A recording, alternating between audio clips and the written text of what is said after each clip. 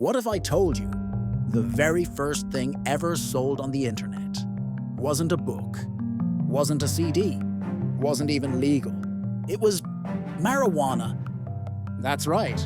In the early 1970s, when the internet was still a top-secret military experiment, a group of students used it to arrange a drug deal. And that marked the beginning of e-commerce.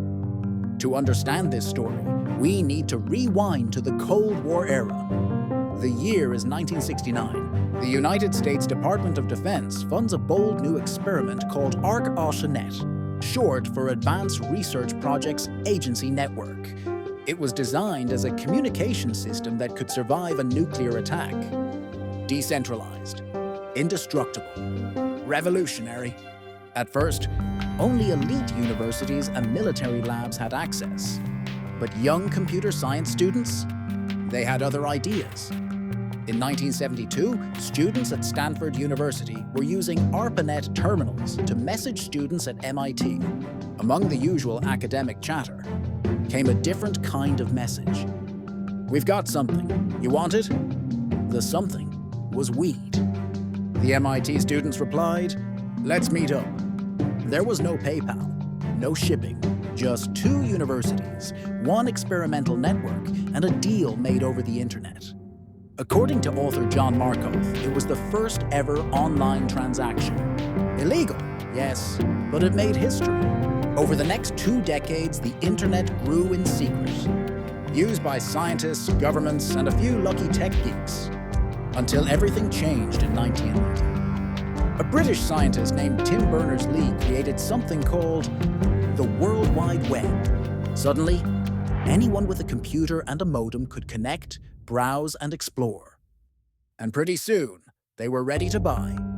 On August 11th, 1994, a man named Phil Brandenberger made history. From his home in Philadelphia, he logged onto a website called NetMarket. He typed in his credit card and bought a CD, Sting's 10 Summoner's Tales. $12.48 plus shipping. That purchase became the first secure e-commerce transaction on the internet. Unlike the weed deal, this one came with a receipt. Just 1 year later, in '95, a man named Jeff Bezos started an online bookstore. He called it Amazon. It was run out of his garage, stacked with boxes of books and wires. No one knew it yet. But this small site would soon become the largest retailer the world had ever seen.